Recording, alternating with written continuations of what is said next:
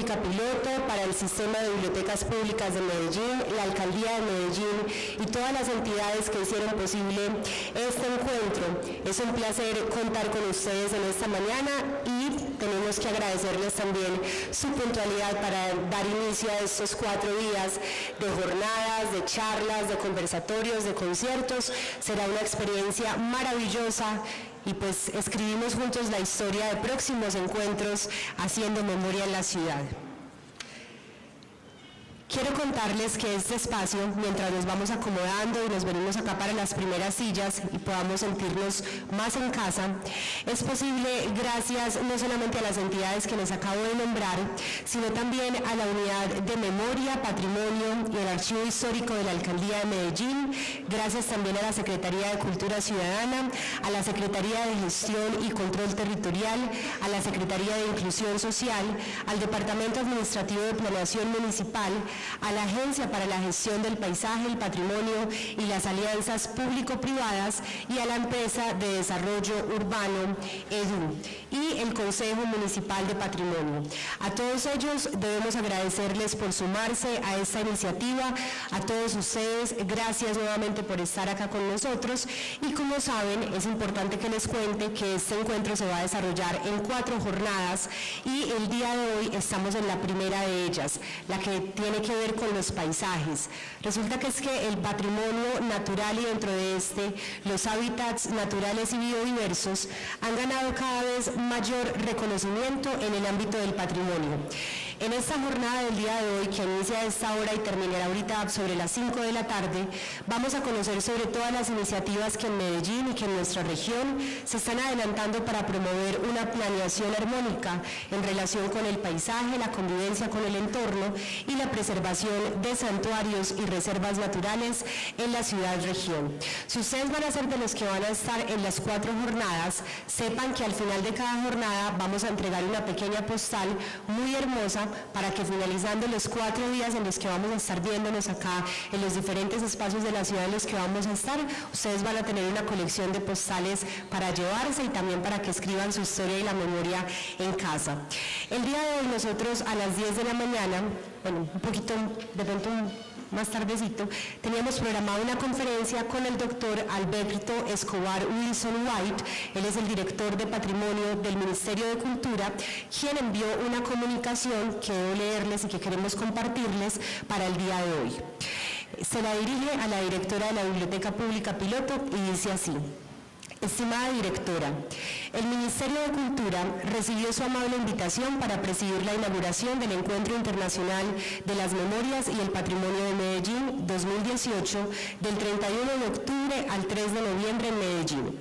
Se trata de un evento que reviste el mayor interés para el Ministerio de Cultura por todas las reflexiones, aportes y actividades que se realizarán en el marco del encuentro y por el importante rol del Sistema de Bibliotecas Públicas de Medellín y la Biblioteca Pública Piloto, así como de la Alcaldía de Medellín en todo lo relacionado con el patrimonio cultural.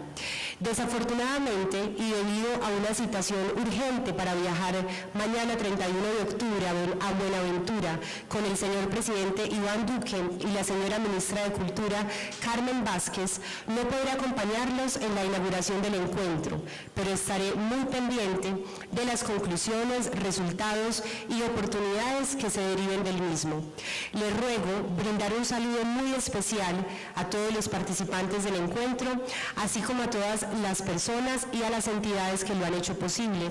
Espacios de reflexión como este son los que iluminan y preparan el camino que como entidades y colombianos debemos emprender para mejorar cada día nuestras acciones frente al derecho y al deber de cuidar nuestro patrimonio cultural para las generaciones actuales y futuras. Cordialmente, Alberto Escobar Wilson White, el director de Patrimonio del Ministerio de Cultura. Para dar inicio a este encuentro, a continuación vamos a tener el panel de instalación y de apertura. Tenemos que conocer quiénes son las entidades que han hecho posible que estemos hoy acá reunidas y además conocer todas esas apuestas e iniciativas que tenemos dentro de la ciudad en términos de patrimonio y también de memoria. Para esto voy a darle la palabra a Carlos Uribe. Carlos es el gestor y es el curador de contenidos patrimoniales de la Biblioteca Pública Piloto, quien se encargará de contarnos quiénes son los invitados que tenemos el día de hoy y de moderar este pequeño espacio. Muchas gracias por acompañarnos. Les pido un aplauso para darle la bienvenida a nuestros invitados. Gracias, buenos días. Gracias a nuestros invitados, que son los artífices que han hecho posible este encuentro. Todos hacemos parte de la Alcaldía de Medellín. Quiero también expresarles el saludo de nuestra directora Chile Zuluaga, quien se encuentra con nosotros atenta en el público, y de todo el equipo de trabajo de la Biblioteca Pública Piloto. Gracias a ustedes por asistir a este encuentro. Vamos a tener una ronda, primero voy a presentar pues a mis invitados y luego voy a hacer una ronda de preguntas cortas sobre la gestión y la labor de difusión sobre el patrimonio que realizan diferentes secretarías, departamentos y agencias y empresas que hacen parte de la Alcaldía de Medellín. Primero que todo, presento a Daniel Zapata Incapié, que es el subsecretario de Bibliotecas, Lectura y Patrimonio de la Secretaría de Cultura Ciudadana. Bienvenido, ¿cómo estás? También saludo a la doctora Cristina Zambrano Restrepo, la directora de la Agencia para la Gestión del Paisaje, el Patrimonio y las Alianzas Público-Privadas de la Alcaldía de Medellín. Bienvenida. A la doctora Evelyn Patiño Zuluaga, directora de Patrimonio del Departamento Administrativo de Planeación. Bienvenida. También a el doctor Juan Manuel Velázquez Correa, subsecretario de Catastro de la Secretaría de Gestión y Control Territorial. Bienvenido. A Diego Ríos Arango, gestor social del Plan del Centro de la Empresa de Desarrollo Urbano. Bienvenido. Y al doctor Carlos Alberto Arcila, subsecretario de Familia y Derechos Humanos de la Secretaría de Inclusión Social. Bienvenido, doctor Carlos Alberto. Bueno, la primera ronda de preguntas, o la primera pregunta que les voy a proponer es que cada uno de ustedes, de izquierda a derecha, empezando por el doctor Daniel, nos cuenten ¿qué está ejecutando la Secretaría de Cultura Ciudadana y específicamente pues, su subsecretaría en los temas de preservación, gestión y difusión del patrimonio? Bueno, muchas gracias, muy buenos días para todos, gracias por la invitación. Nosotros desde la Secretaría de Cultura Ciudadana y específicamente pues, de esta subsecretaría pues, que es como la encargada por la salvaguarda y la puesta en valor pues, de ese valor patrimonial que tenemos en la ciudad.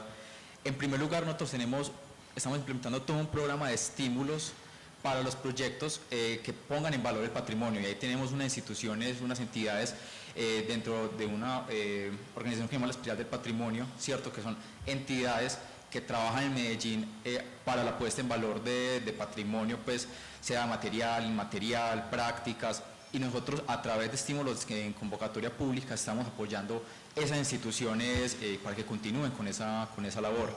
A través del equipo de Memoria y Patrimonio desarrollamos también investigaciones y programas de investigaciones para el conocimiento y la puesta en valor de prácticas patrimoniales en Medellín. Tenemos toda la inversión que hacemos alrededor de la conservación, la preservación y la restauración del patrimonio escultórico de Medellín, del patrimonio inmueble de Medellín, ¿cierto? De todos los edificios patrimoniales que tiene la Alcaldía de Medellín, y a través del Archivo Histórico de Medellín tenemos toda la conservación y la restauración del patrimonio documental de la ciudad, todos los archivos, todos los documentos desde la época colonial, desde el primer documento que tenemos registrado que en esta villa que llegó en 1635, si no estoy mal. Tenemos archivos desde la cédula real de constitución de la villa Nuestra Señora de la Candelaria de Medellín, que la tenemos guardada en nuestro archivo histórico. Ya tenemos toda una actividades para, digamos, el conocimiento de esos archivos y para, claro, ponerlos a disposición de toda la ciudad, ya sea para estudios, para investigaciones, ¿cierto? Entonces es como eso, la salvaguarda y la puesta en valor del patrimonio público. Muchas gracias, doctor Daniel. Doctora Cristina, ¿cómo nos puede contar entonces la Agencia para la Gestión del Paisaje, que va a ser un tema muy importante en la tarde de hoy, ¿cierto? Que se va a hablar sobre el paisaje natural y paisajístico, pero también es la Agencia para el Patrimonio y también de las alianzas públicas privadas, pero háblenos un poco del patrimonio y del paisaje. Claro que sí, bueno, muy buenos días a todos, muchas gracias ante todo a la Biblioteca Pública Piloto y a las demás entidades que nos han invitado hoy a participar de este evento. Yo les cuento un poco de la agencia es una entidad descentralizada del municipio de Medellín que nos hemos especializado en la vinculación de capital privado a proyectos públicos. Nosotros tenemos diferentes, digamos que, proyectos y ejercicios que hacemos alrededor de los temas de patrimonio. Me voy a enfocar en 3 principalmente y lo más rápido posible. El primero es que de la mano de planeación municipal estamos terminando de afinar la reglamentación de un instrumento de financiación del POT, que es el instrumento de transferencia de derechos de construcción y desarrollo patrimonial. Este instrumento básicamente lo que busca es compensar a aquellos propietarios de bienes patrimoniales que por alguna razón se han visto afectados por la no posibilidad de construir, digamos que en sus inmuebles. Entonces tienen un índice de construcción que un desarrollador puede comprar esos derechos y digamos que esos recursos que ingresan al municipio de producto de esa compra de ese índice se le van a entregar a los propietarios de esos bienes patrimoniales, obviamente luego de aprobarles un proyecto de intervención que tienen que hacer en sus predios. El mayor porcentaje de ese recurso tiene que ser invertido en la conservación, en el mantenimiento y digamos que en la adecuación de esos bienes patrimoniales, y hay otro porcentaje que puede ser ya destinado como a libre inversión. Eso es lo primero y es un instrumento absolutamente importante que estamos terminando ya la reglamentación para empezar, digamos que, a operar el próximo año. Segundo, hablo del Plan Integral de Gestión de Barrio Prado. Este también es un proyecto de la agencia, es un proyecto que tiene diferentes líneas de acción. Vamos a hacer una intervención de toda la carrera Palacé, estoy hablando de alrededor de 1.1 kilómetros. Vamos, digamos que, a invertir alrededor de 7.000 millones de pesos en la adecuación del espacio público. Vamos a mejorar los andenes, vamos a crear nuevas zonas de estancia, vamos a mejorar todas las zonas verdes de este lugar patrimonial de la ciudad. Por otro lado, vamos a mejorar las fachadas. ¿De qué manera? Vamos a intervenir 114 bienes, de los cuales hay 65 bienes patrimoniales, 3 propiedad del municipio, de resto son propiedades privadas. Y lo que vamos a hacer es que a través de recursos de plusvalía vamos a intervenir esas fachadas, hacerle una cualificación, un mantenimiento, temas de pintura, de ventanería, digamos que vamos a nuevamente, digamos que, poner al patrimonio en donde tiene que estar. Vamos a hacer un tema aquí muy importante que también logramos de la mano de planeación, que es todo el tema de iluminación arquitectónica. Nosotros desde la Agencia del Paisaje consideramos que el paisaje también debe admirarse en las noches y lo que queremos es iluminar desde el espacio público todas esas casas patrimoniales, también para que la gente pueda ir, conocerlas y digamos que darles la importancia que tienen que tener estas casas en Prado. Otro tema importante aquí, a pesar de no ser un proyecto de la agencia, es el Parque de Prado. Prado va a tener un nuevo parque, nuevo espacio público que vamos a crear. Este es un proyecto de la Secretaría de Infraestructura Física, pero es toda una manzana sobre Palacé con Barranquilla que vamos también, digamos que, a iniciar la construcción próximamente. Y por último, un proyecto muy, muy importante que es el tema de consolidación Junín.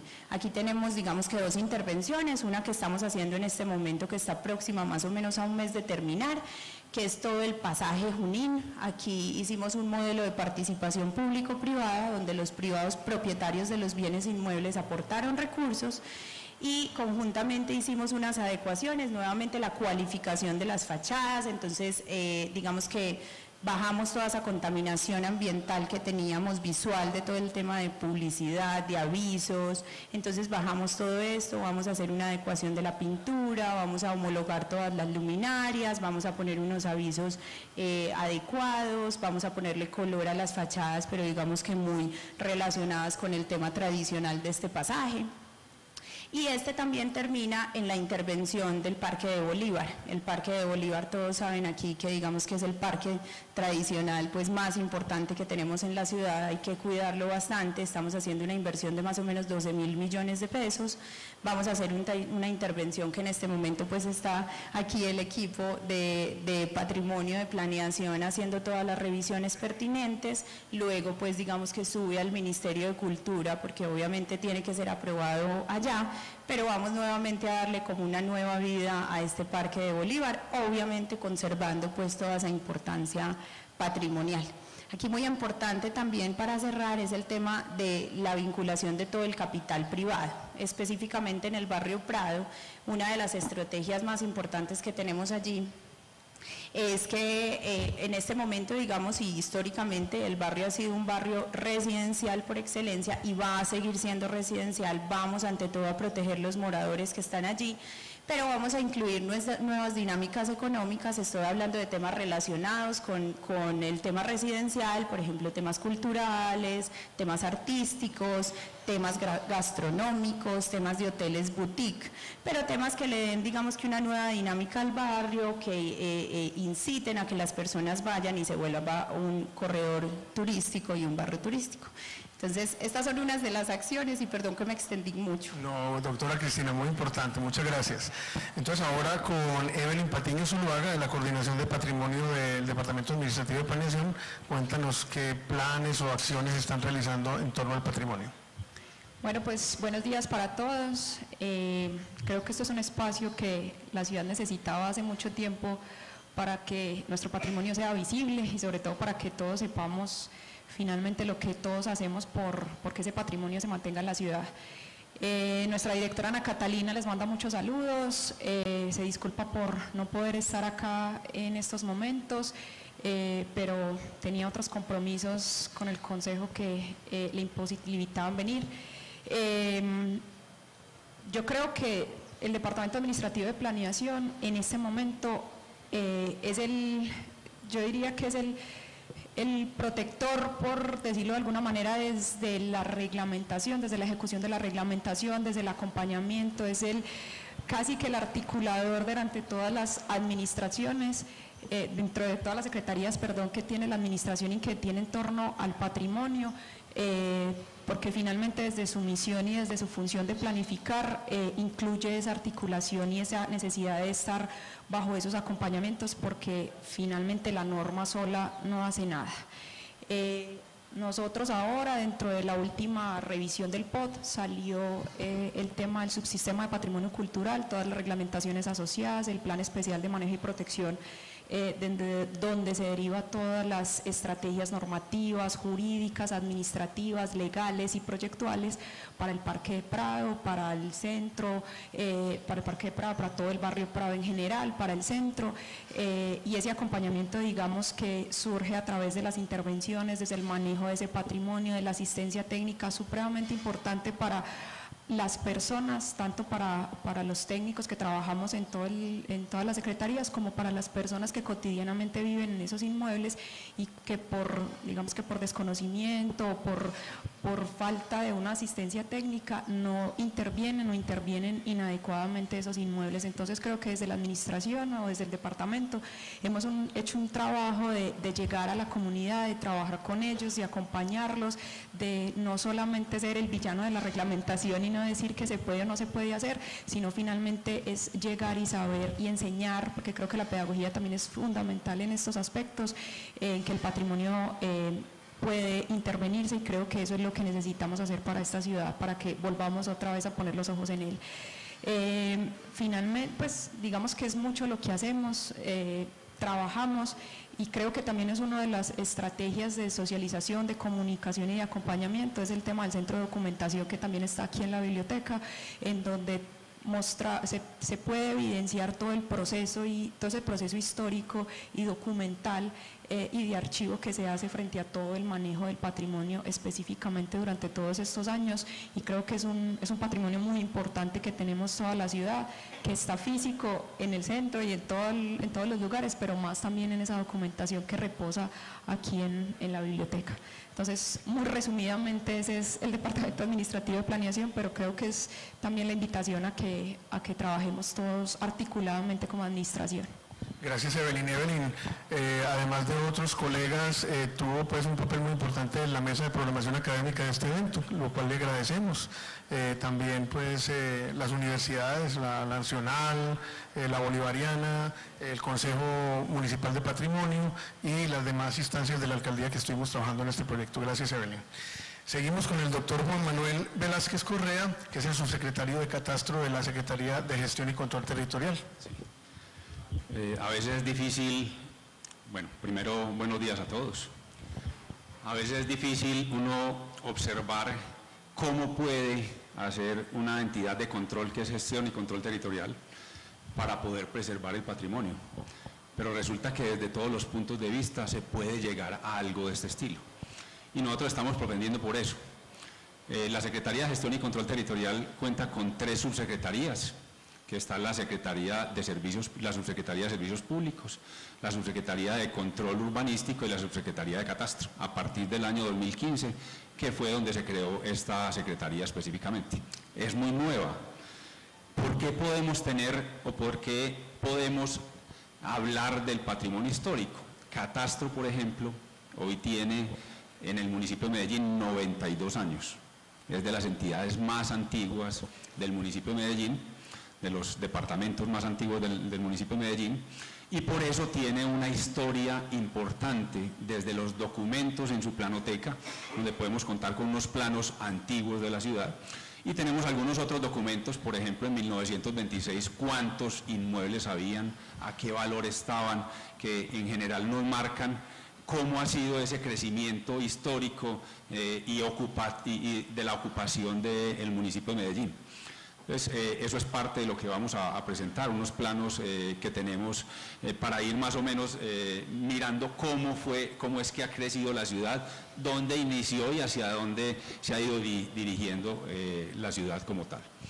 Desde Control Urbanístico coayudamos a que ese tema de planeación, el tema del patrimonio inmueble del municipio de Medellín tenga unos buenos usos, si se puede decir así, preservando como todas las directrices que tiene planeación, que es como el que maneja pues todos los hilos de planeación de la ciudad.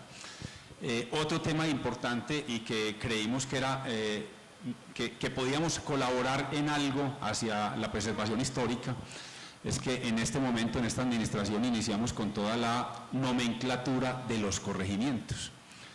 Entonces, ¿cómo podemos hacer nosotros para que estas placas reconocieran algo de la historia de cada uno de estos corregimientos? Entonces, por ejemplo, para el corregimiento el corregimiento de Santa Elena, hicimos un concurso donde podían participar todas las personas del municipio, del corregimiento, perdón, para que dijeran cuál iba a ser el diseño de esta placa. Lo mismo lo hicimos en el resto de los corregimientos. En este momento estamos haciendo, ya hicimos San Antonio Prado, que se inició con la administración anterior, pero terminamos en esta administración. Se hizo Santa Elena, se hizo San Cristóbal también. Hoy estamos con Palmitas, donde la semana pasada tuvimos una votación en todos los colegios para poder elegir esta placa que fuera representativa del corregimiento, y nos queda faltando para el año entrante el corregimiento de Altavista. Eso es básicamente lo que estamos haciendo desde la Secretaría de Gestión y Control Territorial. Muchas gracias, doctor Juan Manuel. Le damos paso entonces a Diego Andrés Ríos Arango. Él es el gestor social del Plan del Centro de la empresa de desarrollo urbano EDU. Bueno, muy buenos días a todos. Muchas gracias por la invitación y pues para comenzar, nuestro gerente Jaime Bermúdez y la directora de Gestión Social Margarita Rivera envían un saludo al auditorio y celebran que se dé este espacio por algo singular, y es que la empresa de desarrollo urbano no es un ente que, digamos, en su función misional se se vea directamente con el tema del patrimonio en lo tradicional. Nosotros somos una ciudad que nos acostumbramos, se hizo tradicional que el patrimonio se lo llevó el ensanche, nuestro modelo de desarrollo, de renovación urbana, de obra pública, ha estado muy de la mano de ese imaginario.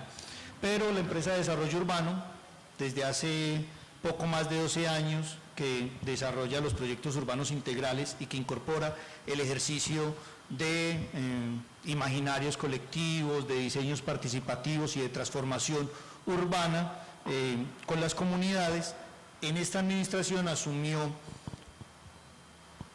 una gran cantidad de las obras del centro de Medellín, del plan integral del centro, y en esa evaluación, en esa aplicación del modelo de urbanismo social al centro tradicional, si bien venían unas premisas definidas en materia de espacio público, de medio ambiente, unas condiciones que en el ordenamiento definían su quehacer, encontramos en el patrimonio el elemento que genera cohesión social, movilización social alrededor de este ejercicio de resignificar el centro, de darle valor al centro de la ciudad, que es su centro tradicional y representativo, que tiene un plan especial de manejo y protección y que contiene en gran medida la historia de la evolución de la ciudad.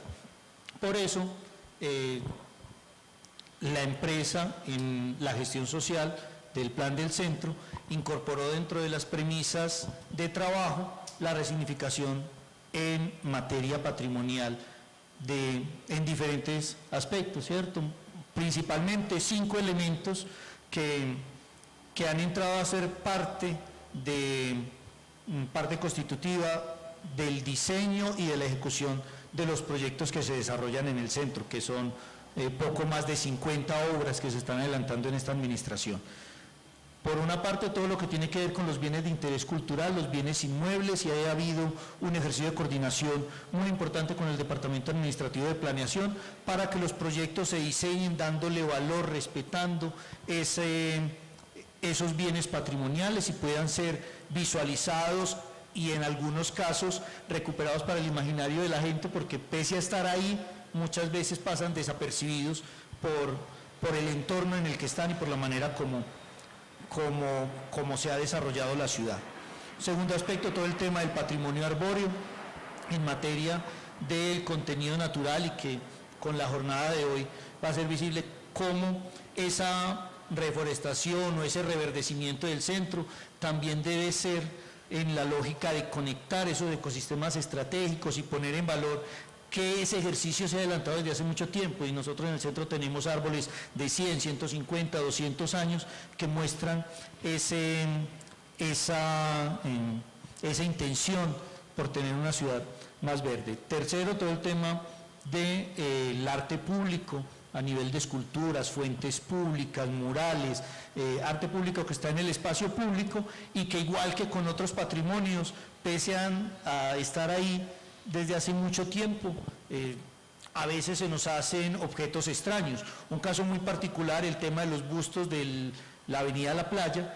En ese proyecto en particular hubo un ejercicio de coordinación, y la renovación del Paseo de la Playa va a traer alrededor de 17 obras más de mujeres, y va a quedar una galería urbana de hombres y mujeres representativos en la historia de Antioquia, reestructurando su presencia en el espacio público, orientada hacia el espacio público, no hacia la vía, que es como está actualmente. Como es en todos los parques o en todos los espacios públicos que intervenimos donde hay arte público, hay un ejercicio de poner a dialogar el arte con la ciudadanía. Cuarto aspecto, el tema arqueológico. Las obras públicas pues van develando la presencia de evidencias arqueológicas, y hemos querido convertir esto en una oportunidad y no en una limitación para las obras. Muchas veces no es fácil porque pensamos que lo arqueológico nos pone en otras reflexiones y nos para las obras, y es más importante el avance de obra, pero hemos podido encontrar, ya tenemos dentro de esos hallazgos que se han tenido, 2 o 3 puntos específicos que van a tener un ejercicio de musealización in situ, es decir, de acondicionarse dentro del mismo espacio público, en Boyacá, en Bolívar, junto al Banco de la República, lugares que van a ser parte del espacio público como museos vivos. Y por último, todo el tema de lo inmaterial, de la memoria cultural, las prácticas, las tradiciones, de manera que las obras que están ahora renovando el centro van a permitir continuar con esas manifestaciones que son muy representativas para nosotros, unos alumbrados navideños, desfiles de mitos y leyendas, la manifestación pública y los espacios públicos para el encuentro ciudadano. Ese es, digamos, el compromiso que asume la empresa de desarrollo urbano en este ejercicio, y poder demostrar que la renovación, que la transformación urbana no implica un desconocimiento de lo que somos como sociedad y el patrimonio que hemos acumulado en el tiempo. Gracias, Diego. Ahora continuamos con el doctor Carlos Alberto Arcila Valencia, él es el subsecretario de Familia y Derechos Humanos de la Secretaría de Inclusión Social. Doctor Carlos, ustedes tienen un papel muy importante en este encuentro porque van a ser sede mañana en el Jardín Cementerio Universal, y ustedes son, digamos, los que regentan este espacio público, ese espacio verde y también ese espacio de conmemoración ritual sobre habitantes que han vivido en esta ciudad. Bienvenido. Sí, muy buenos días a todos y todas, a la mesa principal. Sí, la pregunta es, ¿qué tiene que ver Secretaría de Inclusión, Familia y Derechos Humanos como con el tema? Nosotros precisamente administramos el Jardín Cementerio Universal, y en este cementerio precisamente cuando llega la administración del alcalde Federico, nos encontramos con una realidad muy triste. El cementerio venía en un proceso de abandono muy fuerte, y inmediatamente direccionamos en cabeza del alcalde cómo recuperar el cementerio. El cementerio cumple más de 80 años de existencia, es un cementerio laico, diseñado por el maestro Pedronel Gómez, el cual su diseño no terminó en su totalidad, y que esta parte precisamente patrimonial es importante de recuperarla, de mantenerla, y esta forma de que el arquitecto quiso diseñar, pues como no llegó a su final, pues precisamente es un proceso importante que quisimos que se mantuviera y poderlo respetar de acuerdo a los compañeros que tienen mayor conocimiento y experiencia. Entonces es una línea importante. Hay unos mausoleos, más de 10 mausoleos de diferentes instituciones del ejército, la policía, bomberos, entre otros, que hemos también encontrado que estaban en un total abandono, pero que eran diseños importantes e históricos, y cómo poderlos mantener y recuperar. Igualmente está la línea ambiental, son unos árboles precisamente históricos que en diferentes épocas del tiempo vienen unos pájaros de unas diferentes zonas del país, y que ha sido importante. Entonces, desde esa línea, cómo mantener estos árboles, estos pájaros, precisamente por los cambios climáticos, pero también de que este espacio lograra mantenerse, y que los pájaros que llegaran en estas épocas se siguieran llegando. El tema de salud, también una situación compleja, y por eso empezamos, el cementerio estaba a riesgo de cerrarse, porque no se estaba cumpliendo con los lineamientos de sanidad. Entonces inmediatamente se hace un plan de contingencia para recuperar todo el tema del Jardín Cementerio Universal en el tema de sanidad. El cementerio hoy presta servicio a las poblaciones más vulnerables de estratos 1, 2 y 3, personas que no tienen servicios funerarios. El jardín presta este servicio, pero que antes, precisamente en la época del 90 al 2000, el cementerio vive una situación compleja de violencia y alberga todos estratos de personas allí. Dentro de eso se encuentran personas no identificadas, y se crea lo que se llama el Plan Integral de Búsqueda de personas dadas por desaparecimiento, las cuales allí están enterradas y no identificadas. Desde ahí se empieza todo un equipo de trabajo, y con el nuevo proceso que firma la FARC con el Estado colombiano, se abre una nueva línea que es el Plan Integral de Búsqueda de Personas por Desaparecimiento, pero en clave humanitaria.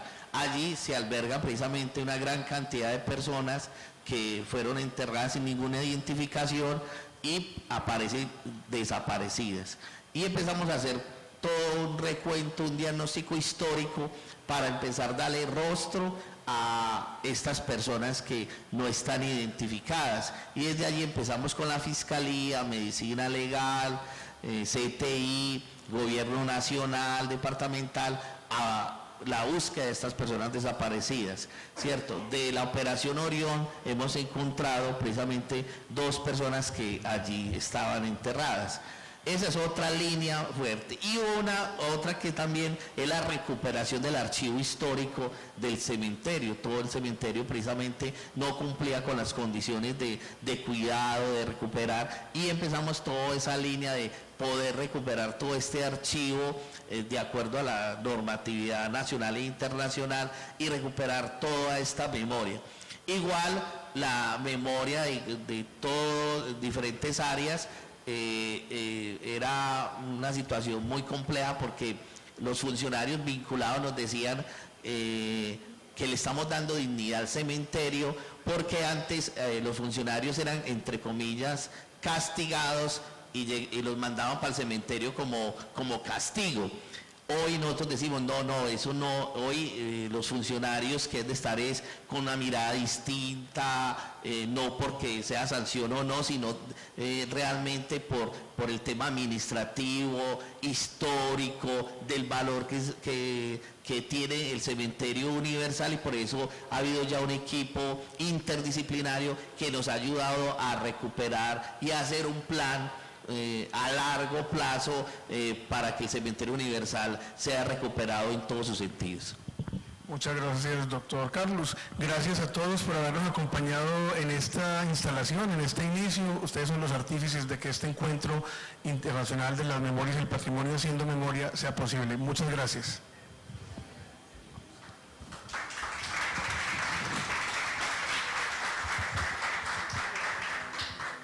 Muchas gracias a Carlos por este espacio, por haberlo moderado, también a nuestros invitados, como bien lo dijo el doctor Carlos al final también. Mañana tendremos una jornada muy especial en el Cementerio Universal, una oportunidad maravillosa también para que nos encontremos en esos nuevos espacios. Bueno, no son nuevos, es que reinterpretemos esos espacios de esta ciudad. Hoy estamos, como les decía, en la primera jornada de 4 días llenos de programación, charlas, conciertos, recorridos y rituales para que juntos escribamos la historia de nuestra región. A continuación vamos a tener la conferencia Patrimonio, Memoria y Educación, Tecnologías Móviles y Aprendizaje de Libre Elección. Para esta oportunidad vamos a tener con nosotros a Alex Ibáñez Echeverría, quien nos acompaña desde el País Vasco y quien estará con nosotros en esta mañana. Muy rápidamente, mientras don Alex se ubica acá en el escenario, les voy a contar quién es él. Alex es licenciado en Geografía e Historia por la Universidad de Deusto y es doctor en Ciencias de la Educación por la Universidad del País Vasco. Él ha realizado estudios de máster y de posgrado en Gestión de Recursos Culturales, Evaluación Educativa, Enseñanza, Aprendizaje a través de redes digitales y psicodidáctica, así como estancias de investigación en, vamos a ver si me sale bien el francés, la Université de Pau-le-Pays, creo que se dice así, y en la Universidad Autónoma de Madrid. Actualmente, Alex Ibáñez es profesor titular de Didáctica de las Ciencias Sociales en la Universidad del País Vasco. Entre sus más destacadas y recientes publicaciones se encuentran Educar para la Participación Ciudadana en la Enseñanza de las Ciencias Sociales y Educación para la Participación Ciudadana en el ámbito de la educación patrimonial. Alex, bienvenido, gracias por aceptar nuestra invitación, por estar acá y a ustedes también por su presencia y atención en esta mañana. Antes de darle la palabra a él, recordarles que en la jornada de la tarde vamos a tener una conferencia a las 2 de la tarde en la Casa de la Música en el Parque de los Deseos y posteriormente a las 4 de la tarde un recorrido guiado por el Jardín Botánico de Medellín. Recuerden que cada jornada es muy flexible y tenemos varios espacios, así que cuando don Alex termine su intervención, les explicaré nuevamente cómo vamos a funcionar y en qué otros espacios de esta ciudad nos vamos a encontrar. Alex, bienvenido.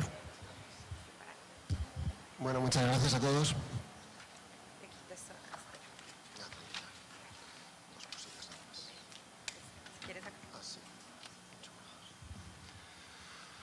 Bueno, muy buenos días. Gracias a todos por venir. Lo primero, agradecer a la Alcaldía de Medellín, a la Biblioteca Piloto y a todos vosotros, especialmente a Carlos, que ha gestionado todo, a la directora, por tener la oportunidad de estar aquí con vosotros, explicando un poco nuestro proyecto, nuestros trabajos y poder colaborar en este estupendo... no es un congreso, es que es algo mucho más grande, en esta estupenda actividad o formato o lo que queramos decir que es haciendo memoria, que me parece algo muy impresionante. En primer lugar, decir que yo me siento pequeño realmente estando aquí. No creo... Yo vivo en una ciudad muy pequeña, San Sebastián, una universidad relativamente pequeña, 180.000 habitantes en la ciudad, y comparando con Medellín, Medellín es otra cosa. Yo veo las actividades que se hacen, veo los programas que hay y sigo pensando que somos una cosa pequeña. Pero no obstante, ha habido algunas personas que han confiado en que podíamos aportar algo, podíamos dar alguna visión y pues así vamos a empezar y así vamos a contar nuestra intervención. Para mí sería un objetivo ser una inspiración para alguien de los que esté con nosotros hoy, pues que piense que en las cosas que contamos, que nunca son novedosas, siempre son cosas que se rehacen, que se cuentan, que se les da una masa y nuevamente salen, ve identificado su tarea, ve identificado partes de lo que ellos hacen y sirva para dar un nuevo impulso a sus productos o su tarea en relación con el patrimonio. Hemos visto en el panel principal, el panel que ha abierto la jornada, diferentes entidades muy vinculadas con el patrimonio, con diferentes perspectivas del patrimonio. Perspectiva monumental, perspectiva de gestión, perspectiva turística, perspectiva social, hay muchas cosas. Yo creo que la educación puede incidir en todas. Y entonces es un poco lo que entiendo que se me solicita y lo que voy a intentar contar, ¿vale? Entonces voy a hacer una presentación que espero que os guste y que está basado un poco en un marco teórico que trabajamos nosotros para luego al final hablar de las posibilidades que hemos utilizado apuntándolas un poco con tecnologías móviles y ver qué opciones podría tener. Lo interesante sería, al terminar, realmente establecer un diálogo en el cual cada uno desde su punto de vista y desde su práctica diaria con respecto al patrimonio pudiéramos ver hacia dónde podríamos caminar, ¿no? A mí me gustaría que mi presencia hoy aquí no fuera una anécdota en mi carrera profesional, sino que fuera el inicio de un proceso a más largo plazo en el cual pues haber encontrado gente muy interesante con la cual seguir colaborando en un futuro. Vale, bueno, este va a ser el inicio de la presentación. Vamos a hablar primero de patrimonio. Yo memoria la tenemos trabajado un poco desde la memoria histórica, entonces vamos a hablar de olvido y memoria histórica. Patrimonialización de la memoria y retos de educación, educación patrimonial y luego una cosa muy rápida sobre dispositivos móviles y las teorías de aprendizaje libre elección y mobile learning y un listado de posibles usos que es el que me gustaría que termináramos abriendo. Vamos con patrimonio. Aquí yo os voy a dar mi visión, pero entiendo que muchos de aquí son tan expertos o más que yo, ¿vale? Así que siempre podemos creer. Yo creo que estaremos de acuerdo en que la definición de patrimonio es una definición compleja, porque el mismo concepto de patrimonio, si ya nos ponemos a pensar patrimonio cultural, patrimonio natural, qué diferencias tenemos, contiene muchos significados complejos y abstractos, presenta un carácter polisémico. Cuando hablamos de patrimonio nunca es algo concreto, siempre tiene diferentes interpretaciones, diferentes maneras de ver y ser multidimensional. Yo creo que este es el avance final que nos está llevando hacia un patrimonio, un patrimonio moderno, un concepto de patrimonio moderno, perdón.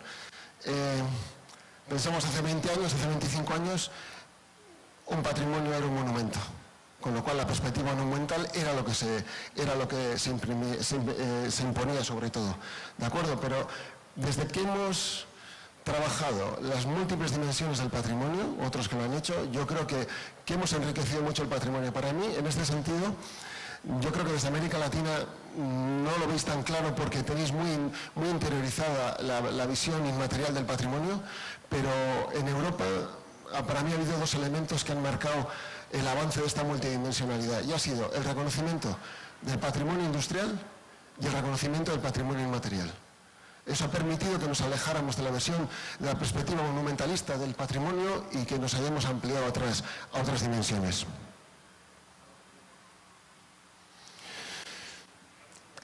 Hola.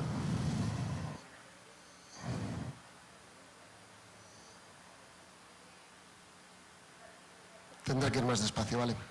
Bueno, características del patrimonio como concepto. El primero, es una valoración, no es algo inherente. El patrimonio no es algo que existe, ¿de acuerdo? Sino que es algo que nosotros le damos al patrimonio, con lo cual no es algo que conlleva, no es inherente, sino que es algo que entregamos las personas. La segunda, es una selección de bienes, ¿de acuerdo? No todo es patrimonio. Hay una serie de bienes que sí consideramos patrimonios y otras que no. Con lo cual es tan importante la selección en el sentido positivo como en el sentido negativo. Con lo cual todas las culturas, grupos de personas, grupos dirigentes, individuos, hay cosas que las eliminamos, que no las queremos, otras que sí las queremos. Podríamos hablar de patrimonios en negativo, podríamos hablar de muchas cosas, pero que seamos conscientes de que toda selección conlleva una selección positiva y una negativa. Hay cosas que sí y cosas que no. Y una Perdón.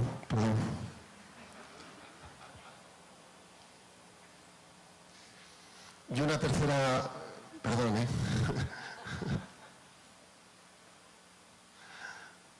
Una tercera característica es que es un constructo social, ¿vale? Que es algo que lo hemos creado, que no es algo que es concreto, que lo podemos ver. Nosotros podemos materializar, pero no deja de ser un constructo social que grupos de personas adoptamos para nosotros, ¿vale?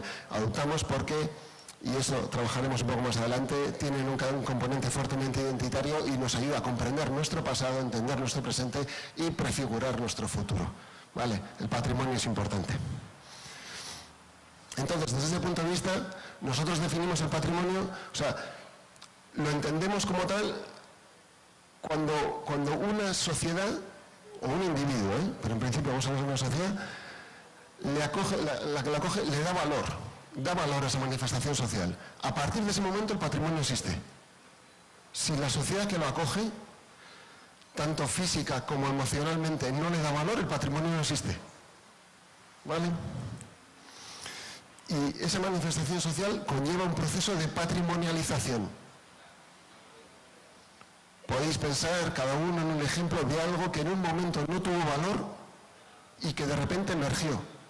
¿Emergió por qué? Porque gente le dio valor, lo convirtió en patrimonio, ¿vale? Y de eso hablamos cuando hablamos de un proceso patrimonializador. De algo que ya existe, emerge en el acuerdo de las personas, emerge en el colectivo, en los imaginarios colectivos.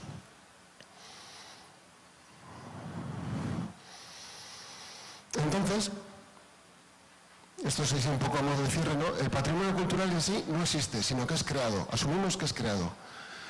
Es una construcción social actual, porque es actual, porque en este momento lo hacemos, pero que se relaciona con la memoria, con lo que sabíamos de antes, con nuestra identidad y con nuestro sentido de pertenencia a un lugar, ¿vale? Hay unas dimensiones ahí físicas, son un poco las variables estructurantes de la enseñanza de las ciencias sociales. Siempre tenemos ahí el eje del espacio, dónde son las cosas, dónde están los sitios, el eje del tiempo, cuándo ocurrieron, y el eje social, el eje de la ciudadanía, en qué contexto se dio, ¿de acuerdo? Y esas negociaciones se dan.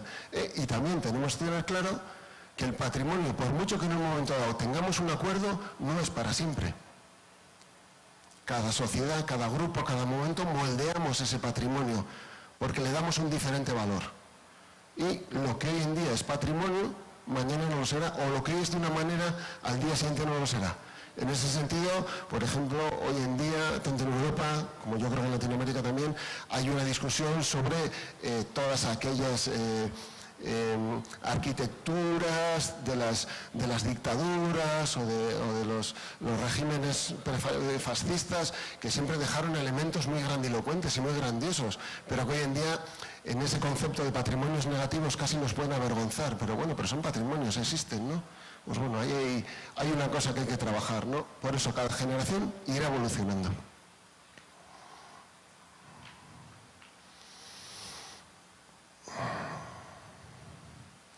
Por eso, después de todo lo que hemos dicho, ¿qué es en última instancia el patrimonio? El patrimonio somos las personas, porque somos los que decidimos que es patrimonio, ¿de acuerdo? O sea, el patrimonio no es importante en la biblioteca, que me encanta. Edificio racionalista, pero no solo el edificio racionalista, es el proyecto que conlleva en su momento, el proyecto que lleva hoy en día la biblioteca, eso también hace que se valore, pero será importante en tanto en cuanto las personas que estemos aquí impulsando un proyecto creamos en él. Entonces, si el patrimonio somos las personas, el patrimonio eres tú, y tú, y tú, y tú, ¿vale? Cada uno de nosotros somos el patrimonio, ¿vale? Segunda cosa, olvido y memoria histórica. Cuando me proponían hablar sobre memoria, yo lo trabajo más tangencialmente, no es lo mismo. Me he documentado y he venido a trabajar y quizás tendría que haber trabajado una perspectiva más social, no lo sé. Pero en España ustedes sabrán que está muy al pil, muy en boga el estudio de la memoria histórica, ¿no? Han pasado ya 40 años del fin de la dictadura, se puede empezar a tratar ciertos temas que no hay acuerdo, hay conflicto continuo, pero que tenemos que tratar, ¿de acuerdo? Entonces, ese tratamiento de la memoria muchas veces se llega a él a través del olvido, porque el olvido es un elemento central en la interpretación de la memoria, ¿de acuerdo? Y no hay un acuerdo tampoco sobre ese papel, ¿de acuerdo? No, siempre es conflictivo, nos exige posicionamiento personal, es complicado.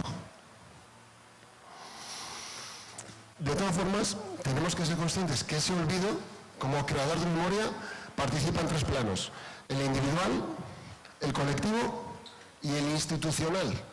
¿De acuerdo? Es muy importante porque mucha parte de la configuración de la memoria viene desde la tarea que se hace desde las instituciones.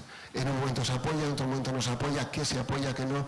Y por lo menos tenemos que ser conscientes de que ese olvido, ese tratamiento del olvido, juega en esos tres planos: el individual, personal de cada uno, el colectivo, en la familia, en el grupo de amigos, en la comunidad en la que vivimos, y el institucional. La gente que decide por nosotros, porque nosotros le hemos dado el poder de decidir, ¿eh? En una democracia las cosas funcionan así. A corto plazo, el olvido es bueno y se impulsa fácil, ¿de acuerdo? Porque todos buscamos una reconciliación, todos buscamos que las cosas mejoren, entonces el olvido es pensar en casos en los cuales siempre hay gente que molestó. Es que no querían olvidar, no querían hacer, se convertían en gente molesta. Si lo que estáis pensando ocurrió hace años, sabréis que hoy en día se les está reconociendo que insistieron, que mantuvieron viva la llama, etc. Porque en ese corto plazo, ese olvido nos permite construir unas nuevas bases de convivencia. Pero a medio plazo, y en temas de educación, no es una acción satisfactoria. Si queremos crear una ciudadanía crítica, tenemos que superar ese olvido. No podemos funcionar sobre el olvido. Tendremos que trabajar, no podemos evitar los temas espinosos. En cuanto a los retos de la escuela, también hemos de tener en cuenta, cuando se trabajan estos temas en la escuela, que muchos de los aspectos relacionados con cuestiones identitarias, patrimoniales, desfiles, días de la bandera, días de tal, al final se meten tanto en el imaginario colectivo que adquieren un carácter cuasi mitológico. Podemos pensar en nuestras épocas escolares, hace muchos años ya, cómo se nos enseñaron ciertas batallas o ciertos días que se celebraron y tal, y eran una cosa de buenos y malos siempre, ¿vale? Entonces hay que tener mucho cuidado porque hay que luchar contra ese carácter cuasi mitológico. Y en la escuela, en ese sentido de hacer conmemoraciones patrimoniales o conmemoraciones históricas, tenemos que tener en cuenta que tenemos que distinguir entre esa memoria patrimonializada, archivada, que quedó cerrada en un momento y que ya está inconexa con la realidad, o que tengamos que trabajar una memoria crítica de futuro. Y esa memoria crítica que trabaja el futuro tiene que estar anclada en la actualidad. No podemos pensar en elementos que ocurrieron de manera inconexa, que ya no sabemos muy bien por qué se celebraban, que se han convertido en fiestas sin más. Si queremos trabajar desde el punto de vista del patrimonio, Otra cosa es que hay una fiesta, un carácter turístico, un carácter conmemorativo, yo todo eso está bien y no niego su valor. Pero si queremos educar ciudadanos críticos, tenemos que tener claro que la memoria hay que integrarla en la actualidad.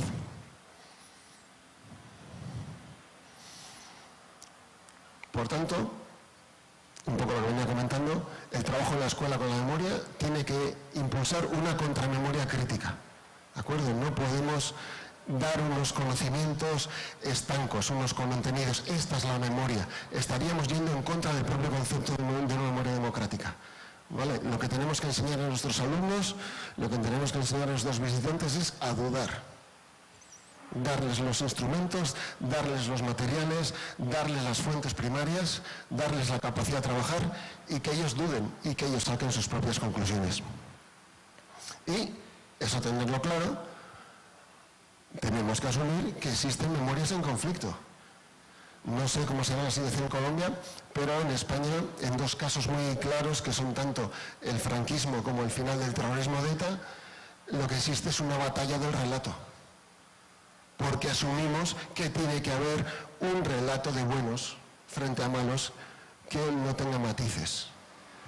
Y yo creo que desde un punto de vista educativo tenemos que asumir que las memorias son en conflicto, lo cual no da legitimidad a todas, pero permitirá hacer una lectura global del elemento de una manera más correcta.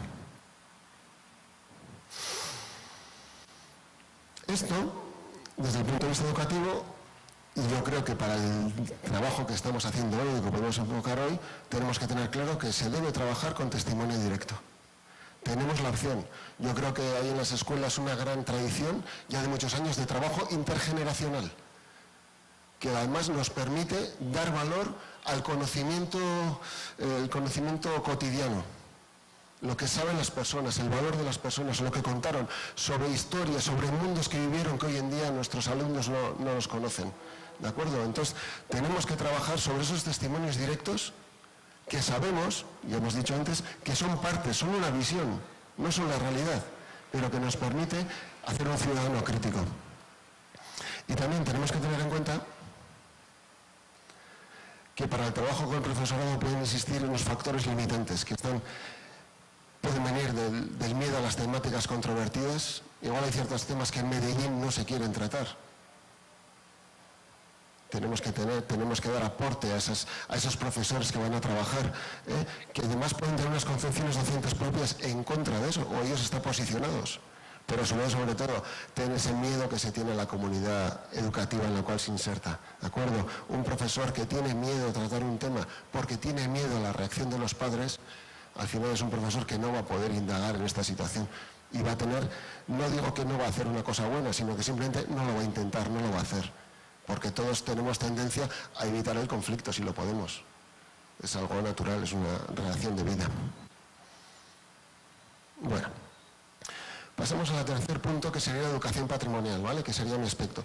Hemos dicho, si el patrimonio equivale a los procesos de creación de sentido, hemos eliminado el patrimonio, lo hemos sacado de los elementos, hemos dicho que somos las personas, con lo cual, si el patrimonio son los procesos de creación de sentido, el proceso de patrimonialización, eso que decíamos que va a dar valor, va a empezar en el individuo propio. Cada uno de nosotros vamos a iniciar ese proceso de darle sentido, ese proceso patrimonializador. Y eso, tenemos que ser conscientes que en el aprendizaje de la historia, en el aprendizaje con el patrimonio, tiene un potencial tremendo, ¿vale? O sea, el patrimonio debería ser un elemento transversal en el aprendizaje escolar. ¿De acuerdo? Porque nos permite atacar muchos temas diferentes. Y desde ese punto de vista, impulsaríamos una educación patrimonial que abogaría por un reencuentro del educando, del alumno con su patrimonio local. ¿De acuerdo? Dar valor a la comunidad, dar valor a los hechos comunitarios, dar valor a esos procesos que para la enseñanza de la historia, para la enseñanza de la geografía, para la enseñanza de valores sociales, no tenemos por qué irnos lejos a ver grandes procesos, sino los podemos hacer desde dentro, desde pequeños elementos, ¿vale? Y eso nos permite engancharlo un poco con la idea de ese patrimonio local, ese patrimonio no monumental, pero ese patrimonio muy sentido.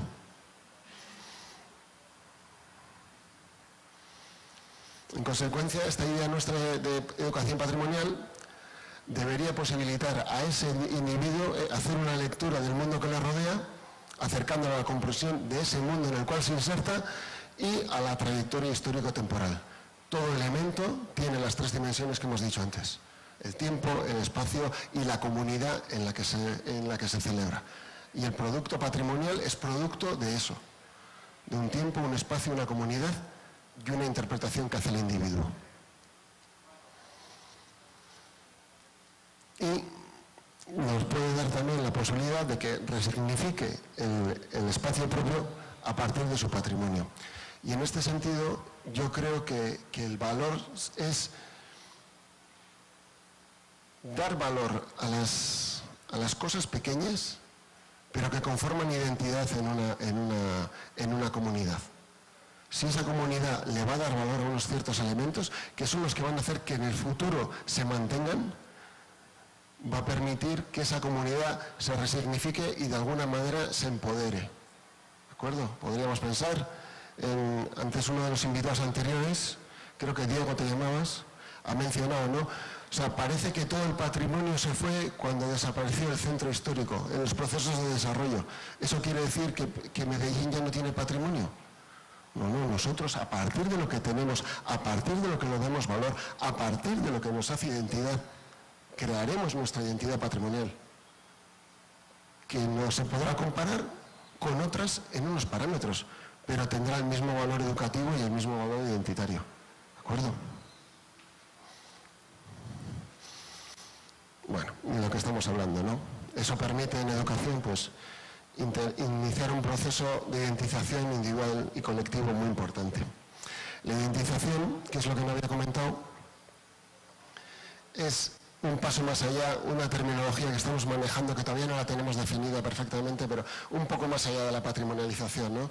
Nosotros asumimos con facilidad esa patrimonialización. Yo creo que lo hemos explicado fácil, lo habéis comprendido todos bien. Si le damos valor, patrimonializamos y generamos, pero un paso más allá es la identificación. Nos identificamos con el elemento, es parte de nosotros, somos con él, ¿vale? Y eso es lo que va a dar una energía mucho más positiva y mucho más potente al trabajo con el patrimonio. Yo ayer lo comentaba con Carlos en la cena. La gente que trabajamos en el patrimonio, los que estamos aquí somos los mejores, por supuesto hemos venido, hemos pasado una mañana en nuestro día porque nos gusta el patrimonio. Somos gente voluntaria. Muchos hemos venido, hemos iniciado en el campo del voluntarismo. Hemos ido, ¿por qué? Porque nos genera satisfacción. Sinceramente, los que estemos aquí, a cuyos padres les dijimos que íbamos a estudiar cosas de patrimonio, seguro nos dirían, ¿seguro que quieres estudiar eso? ¿No prefieres una ingeniería? Porque el patrimonio en sí no llama al dinero, no llama al proceso, pero sí llama a los sentimientos. Nos sentimos bien por hacerlo y por eso trabajamos en el patrimonio. Y yo creo que esos procesos que acaban en una identificación nos dan una fuerza muy importante para trabajar con el patrimonio. Bueno. Esto me lo voy a saltar, así rápidamente. Son los objetivos, digamos, que hemos hecho ahora. ¿Cuál es mi idea de patrimonio, de educación patrimonial? ¿Cómo trabajamos? Bueno, pues los objetivos genéricos como una teoría educativa, ¿no? Favorecer el conocimiento, caracterización de las culturas, generar procesos de identidad, construir memoria, etcétera, etcétera, etcétera. Vale, actitudes, respeto, conocimiento, comunicación. Estas son las ideas de cuando estamos trabajando en educación, deberíamos pensar, ¿vale para esto el proceso que estoy haciendo? Cuando estoy generando una actividad comunitaria, ¿voy a trabajar estos procesos? ¿Voy a trabajar alguno de estos objetivos? Si los trabajamos ya estaremos haciendo educación patrimonial, ¿de acuerdo? La clave en los procesos educativos es ser conscientes de esos procesos educativos. Recordaréis, siempre había una pelea histórica. Cuando se hacía una salida de campo, si alguno de vosotros es profesor, se hacía una salida de campo, siempre habría algún padre que diría, es que los profes no trabajan, salen con los chicos y tal. Sí, no, es mucho más fácil quedarse en el aula y dar tu clase que salir fuera con todo lo que supone, ¿vale? Pero nosotros salimos fuera porque tenemos un proceso educativo. Si salimos fuera sin más a pasar el día, pasaremos el día, estará muy bien, tendrá objetivos, digamos, de socialización, de espacio, de generar grupo, pero si nosotros somos profesores, trabajamos el patrimonio, generaremos unos objetivos en base a ese patrimonio, ¿vale? Y entonces así esa salida se convertirá en algo que un padre sin sensibilidad no puede criticar. Estos objetivos, ¿cómo los trabajamos? A través de unas estrategias. Y para mí la estrategia... Aquí yo estoy seguro que todos utilizáis post-it. Sí, ¿no? O sea, las pegatinas amarillas y tal. Yo esto lo cuento siempre. Para mí, la persona que inventó el post-it, no tengo ninguna duda que está forrado de dinero, que tiene muchísimo dinero, pero se lo merece. Porque le puso cola a un papel. Pero claro, ¿qué es? Una idea fácil y sencilla. Todos los ves y dices, ¡qué maravilla! Claro, ¿cómo no se me ha ocurrido a mí? Esas son las grandes ideas, las que piensas, ¿cómo no se me ha ocurrido a mí? Pues el post-it es una gran idea. Bendito el que lo inventó. Y me alegro yo de que tenga muchísimo dinero, que reparta, eso sí, pero bueno, pero me alegro por él. Pues para mí el post-it de la educación patrimonial es la secuencia significativa de procedimientos de Olaya Fontal. Una cosa muy sencilla que yo estoy seguro que la vais a comprender y vais a decir, ah, claro, esto es así. Porque en las presentaciones que hemos hecho previas, que eran parciales, segmentadas, focalizadas o enfocadas desde diferentes puntos de vista, se han ido mencionando un montón de cosas. ¿Vale? Como la pantalla es un poco pequeña, igual sí os lo voy a leer, ¿vale? Porque me parece que es importante. Porque los títulos grandes sí los leéis bien, ¿no? Conocer, comprender, respetar, valorar, cuidar, disfrutar y transmitir. Bien. Inicial, en donde nos encontramos muchos de nosotros, en lo que estamos haciendo aquí. Conocer, ¿qué supone? Sin conocimiento sin conocimiento de la existencia no hay posicionamiento afectivo. ¿Por qué? Porque lo inexistente no nos afecta. O sea, para el trabajo con el patrimonio, lo primero es el conocimiento. Eso lo tenemos muy claro, como no vamos a hablar de algo. Pero que sepamos que es el primer paso. Pero no porque no lo conocemos sin más, sino porque necesitamos un posicionamiento afectivo. Y para eso hemos de conocer. ¿Conocer qué permite? Comprender. Porque si yo comprendo, empiezo a ver que eso tiene un sentido, tiene una lógica, tiene un interés, por qué se hizo, para qué funciones tenía, qué valor daba a la comunidad, efectivamente. Bien, una vez que conozco y comprendo, porque esas son dos acciones personales, la primera, alguien me las ha comentado, llega la tercera mía, respeto. Porque lo que comprendo, empiezo a respetarlo, compartiré sus valores o no. Pero si respetamos aquello que comprendemos. Sin comprensión ni implicación emotiva, es difícil obtener el respeto. ¿De acuerdo? Conozco, comprendo, siempre estamos hablando en que los procesos se cierran. Siempre habrá gente que no seguirá con nosotros, pero como nosotros, como os he dicho, somos los mejores y estamos en esta dinámica, pues aquí estamos. Conocemos, comprendemos y respetamos. Y si respetamos, valoramos. Muy fácil, valoramos aquello que comprendemos. Nuestra valoración variará en función de las sensaciones que nos produce ese patrimonio. ¿De acuerdo? Una vez que nosotros lo hemos conocido, lo hemos visto, hemos comprendido, respetamos, es más, lo valoramos. Y esas son las funciones individuales de la secuencia de procedimientos. ¿Vale? A partir de ese punto que nosotros valoramos, tomamos partido con respecto al patrimonio. Porque si lo valoramos, esa valoración nos incita al cuidado. Nos posicionamos emotivamente, nos posicionamos emocionalmente, nos posicionamos éticamente y eso ya nos permite decir, son unas piedras rotas. No, ya no son unas piedras rotas. Se hablaba de los yacimientos que se van a musealizar. ¿Hay aquí algún arqueólogo? Los arqueólogos, ¿qué pensamos? Nuestro yacimiento es el mejor, es el más importante, pero realmente somos conscientes de que la gente no entiende nada, ¿ve? De unas piedras rotas que no tienen sentido.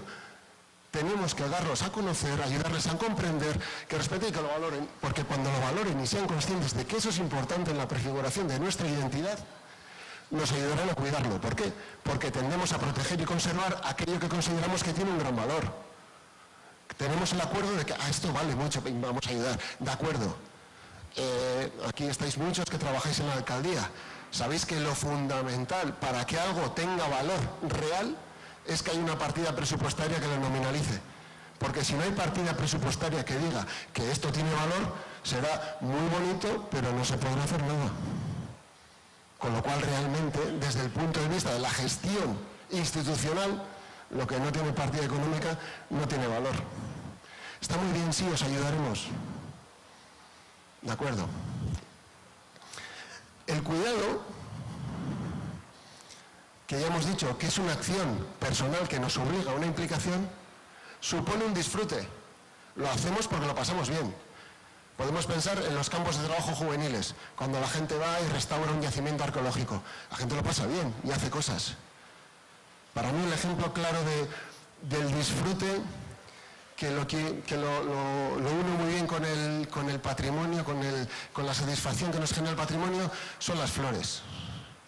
Yo estoy seguro que aquí habrá X personas, no muchas por la sociedad en la que vivimos, pero habrá X personas que se dedican a cuidar sus flores. Y cuidar sus flores no es tener bonito, hoy no tenemos, pero haber puesto unas flores, hoy hemos encargado una floristería que nos pone. No, no, no. Hay que poner en invierno y que crezca, y vas y le cuentas a tu mujer, a tus hijos, mira qué bonito que está saliendo aquí, un poquito verde, te miran así como diciendo, bueno, pues esto... Pero tú lo haces. Tú lo haces, lo cuidas, y en el momento en el que están todas las flores explotando en el balcón, tu satisfacción es inmensa. Que sabes que es temporal, porque eso se va a acabar. Se van a marchitar, se van a morir y empezará el ciclo al año siguiente. Pero en ese momento le estás diciendo a todo el mundo cómo tengo el balcón. Y cuando te lo dicen, cómo tienes el balcón. ¿De acuerdo? Para mí, el trabajo con las flores es como el trabajo con el patrimonio. Te genera una emoción, te genera una satisfacción más allá de lo lógico. Y eso es muy identitario y es muy patrimonial. Esa adhesión sin... No sé, no hay razones lógicas, ¿no? Pero tú no puedes evitarlo, ¿vale? Y cuando disfrutamos, ¿qué hacemos? Transmitimos, ¿de acuerdo? Transmitimos, porque como nos gusta, no queremos que se lo pierdan nuestros amigos. Carlos, por favor, tienes que venir a ver el yacimiento que tenemos, es que es algo... No, es que a mí no me gusta mucho. No, ven, por favor, ven, te va a gustar. Luego vamos a almorzar y lo pasamos muy bien. Transmitimos, porque transmitimos lo que disfrutamos, ¿de acuerdo? Y cuando transmitimos... hemos de cerramos la secuencia de procedimientos, porque esto no, o sea, depende de cada generación y se irá cambiando, porque cuando estamos transmitiendo, estamos dando a conocer y volvemos a generar. Y en esa transmisión y dar a conocer empezarán los nuevos significados que irán dando las diferentes generaciones. ¿Vale? Entonces, esta secuencia de procedimientos sería, en mi opinión, lo que un buen proyecto educativo en torno al patrimonio debería tener en cuenta. ¿Cuántos pasos de ellos podemos dar? ¿Cuántos pasos de ellos realmente hemos conseguido obtener? ¿Cuáles han sido los diferentes puntos en los que hemos trabajado y hasta qué punto hemos conseguido esos objetivos? Conocer, comprender, respetar, valorar, cuidar, disfrutar, transmitir. Yo ahora os estaría intentando transmitir mi pasión por esto. Si alguno engancho, igual aquel me ayudará y generará su dinámica en torno al patrimonio. Cambiamos de tercio, ¿vale? Ya hemos hecho un poco lo que es la idea sobre lo que deberíamos hacer, ¿vale? Lo que creemos nosotros que sería importante para trabajar, sobre qué tipo de patrimonio, sobre qué tipo de memoria y sobre qué tipo de estrategias deberíamos utilizar. Dispositivos móviles. Este dato lo he ido buscando para apuntar aquí. El 63% de los colombianos tiene acceso a Internet y el 56% lo hace desde sus dispositivos móviles. Fecha 2018. ¿Con esto qué quiero decir? Que nos encontramos ante una realidad que se ha impuesto. No podemos obviarlo. Hoy en día, casi todos nosotros, yo lo primero que he dicho, ¿me podéis dar la clave del wifi? Pero como no tengo datos, no me he traído mi compañía y estoy aislado. No he podido comentar nada con nadie ni decir nada. Es lo primero que he hecho. Bueno, primero he saludado, pero la primera cosa importante ha sido el wifi. Esta situación que se está dando no va a ir para atrás, va a ir para adelante. Vamos hacia un mundo interconectado, con sus cosas buenas y sus cosas malas, que no todo es bueno, que ya sabéis que todo el día saben dónde estamos, que nosotros lo que estamos haciendo con esto es permitir que nos sigan al llevar a nuestro bolsillo un localizador, un gestor de dónde estamos, dónde venimos, qué producimos. Entonces lo que tenemos que hacer es trabajar para que esto se trabaje con sentido. Pero que tenemos que tener claro que el dispositivo móvil es una realidad que ha venido para quedarse y que, por ejemplo, en procesos educativos lo tenemos que aprovechar. Muchos de vosotros habréis trabajado en proyectos educativos en su día o proyectos de difusión cultural o proyectos turísticos en los cuales se hacían grandes inversiones en tecnología, que luego al final se quedaban viejos, no se podían recuperar, etcétera, etcétera. Ahora la tecnología nos la traen los visitantes. Vamos a aprovecharnos de eso, vamos a generar otra serie de cosas. Estamos hablando de dispositivos móviles y no de teléfonos, ¿por qué? Yo a mis alumnos les digo, ¿sabéis que el teléfono también vale para llamar? Porque, ser sinceros, seguramente es lo que menos hacéis con el teléfono, llamar por teléfono. Si ahora vas a las estadísticas de uso, habrás utilizado uso de internet, chat, WhatsApp un montón, yo qué sé, mirar los partidos de la liga, cualquier cosa. Se hacen muchísimas cosas, a veces se llama, pero ya casi todo. Pero no solo son esas las posibilidades que tenemos de conectarnos con diferentes sitios, con diferentes fuentes de información, etcétera, sino que luego a su vez nos permite producir un montón de materiales. Llevamos una cámara integrada de vídeo, de fotos, llevamos grabadoras de audio, llevamos GPS, estamos geoposicionados. Todo eso lo llevamos hoy aquí, en esto. Y nuestros alumnos también. Y nuestros visitantes también. Con lo cual vamos a contar qué es lo que hacen ellos, o sea, vamos a contar qué es lo que pueden hacer ellos con lo que nosotros les propongamos. En este sentido, si estamos hablando un poco, la última nota, si estamos pensando en espacios patrimoniales, ¿y qué podemos hacer en espacios patrimoniales? La movilidad que nos da el dispositivo móvil ya desde el principio nos abre una posibilidad de trabajo muy grande. Pero una cosa que es importante que lo mencionaba al principio, la universalización de esto, del uso del dispositivo móvil, la rapidez con la que se está produciendo, la rapidez con la que está sustituyendo a otros elementos, en el punto de vista educativo y desde el punto de vista ético, y yo creo que el patrimonio es educativo y es ético, son dos elementos fundamentales, tenemos que tener en cuenta que tenemos que alfabetizar a la población en su uso. No conozco la realidad de Colombia como para poder hablar con seguridad o con absoluta contundencia. Pero las diferencias sociales con respecto a la tecnología no van a estar en su posesión. Que mal que bien, todo el mundo va a tener un acceso a un teléfono móvil. Va a estar en su conocimiento de uso, en saber hacia dónde llegamos, qué nos permite, qué peligros tiene, ¿vale? Entonces tenemos que trabajar eso también, ¿vale? Tenemos que trabajar la competencia en la alfabetización digital. No solo es, no, vamos a poner y que hagan, no, ¿por qué haces eso? ¿Qué es lo que vas a hacer? ¿Para qué quieres? ¿Cómo compartes? Políticas de privacidad, un montón de cosas que hay que tenerlas en cuenta cuando trabajamos con dispositivos móviles. Finalmente, si estamos pensando en espacios patrimoniales y en espacios en los cuales generar programas de aprendizaje, tenemos que pensar que la teoría del aprendizaje de libre elección de Folk y Viernen son unos autores que trabajaron en el museo, muchísimos todavía están trabajando, pero sus grandes trabajos son de la época de 96, 2000, por ahí, con Heim también, otros autores muy conocidos, planteaban que para ese aprendizaje de libre elección, que es fundamental en espacios, bueno, ellos plantean que eran muy buenos estos espacios, los espacios patrimoniales. ¿Por qué? Porque en un espacio emotivo, significativo, y en el cual la gente va porque quiere, pero lo mismo que va, que accede, se va, se dan unas condiciones para generar, unos aprendizajes muy profundos, porque el que lo hace, lo va a hacer porque quiere y porque está motivado. Y cuando abandone esa motivación, abandonará el proceso de aprendizaje.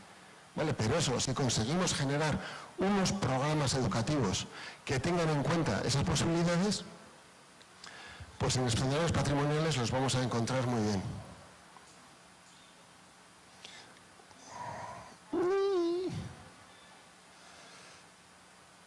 Bueno, esta era la siguiente. Y el último elemento es la teoría del mobile learning y las características de movilidad, ¿vale? Ya veis que tampoco es una cosa novedosa, 2007 también.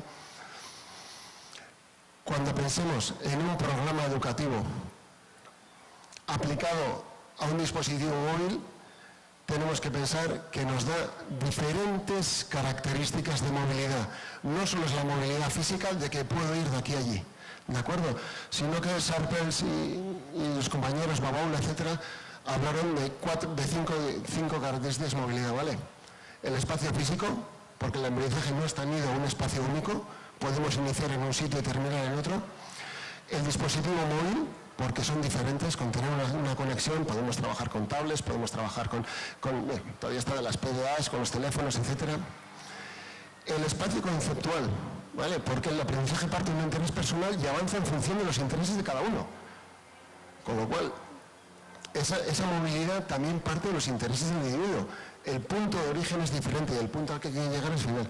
El contexto social también nos permite que en contextos diferentes se pueda trabajar y la dispersión en el tiempo. Ese aprendizaje se puede dar en diferentes momentos. Lo empezamos ahora, lo continuamos después, generamos.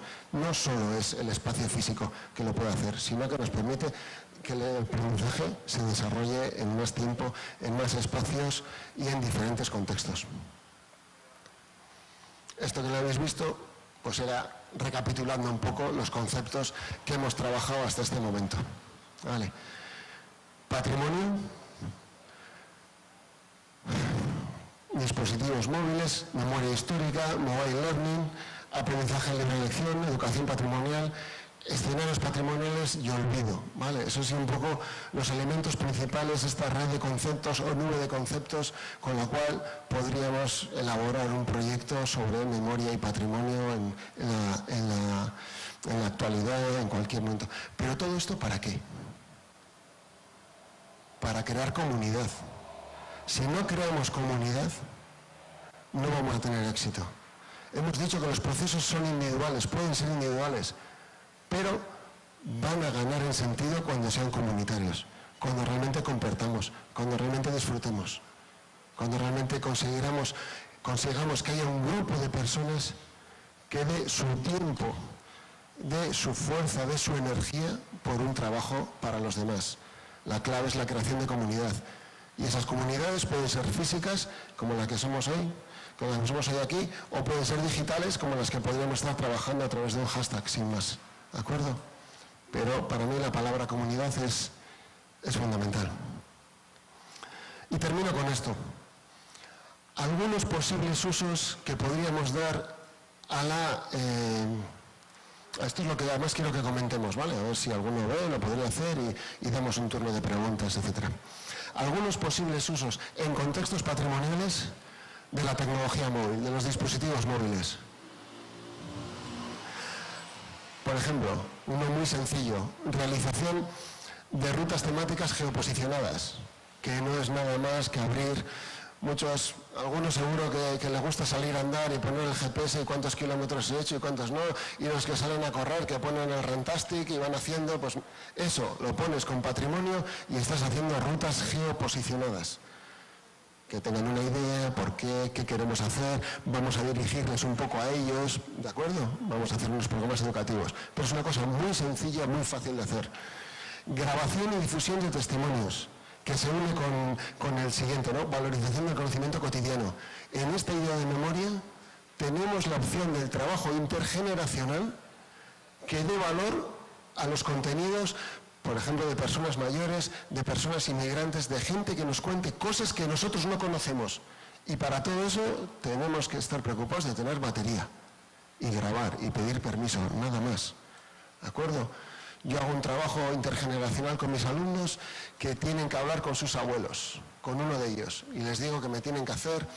Esto lo hago en diferentes sitios. El año pasado estuve en Ecuador y hicimos un poco en la zona de Cuenca, pues intentando buscar antepasados que hablaran quichua, porque muchos de ellos ni sabían que existían, pero existían. Y yo lo que les decía es, Si vais a trabajar, vais a darles media hora de vuestro tiempo a la abuelita o a quien sea, darles tiempo de calidad. Darles tiempo de calidad, no lo hagáis rápido. Porque la satisfacción que le vais a dar a ellos cuando le digáis que desde la universidad han dicho que lo que ellos saben es importante, es muy importante para ellos. ¿De acuerdo? Y luego la satisfacción que tienen los alumnos que lo han hecho bien es que seguramente muchos no habían hablado tan en profundidad con sus abuelos nunca.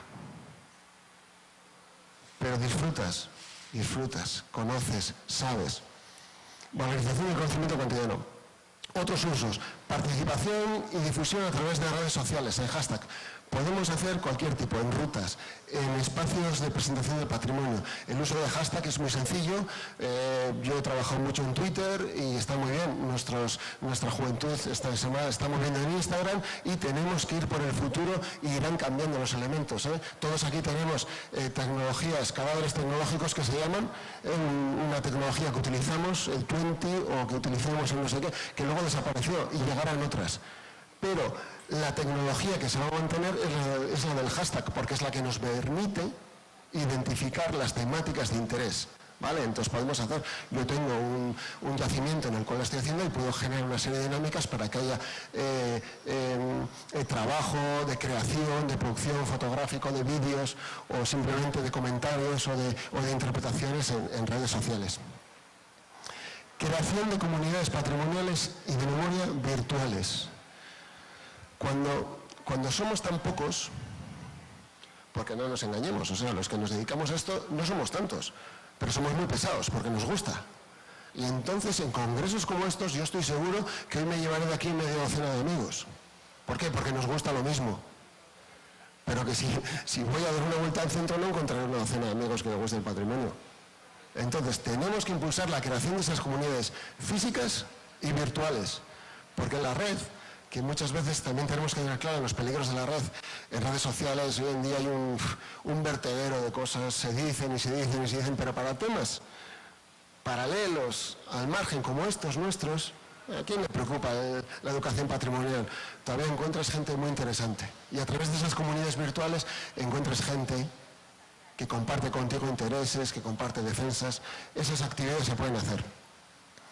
Y luego, por ejemplo, sería muy interesante también el trabajo con esas comunidades vulnerables, por edad, por situación social, por diferentes cosas que podríamos hacerlo, ¿no? Y bueno, y algunos posibles usos que más que a vosotros se os ocurran también y que espero pues que los trabajemos ahora. Y nada, muchas gracias por haber escuchado, espero que os haya gustado.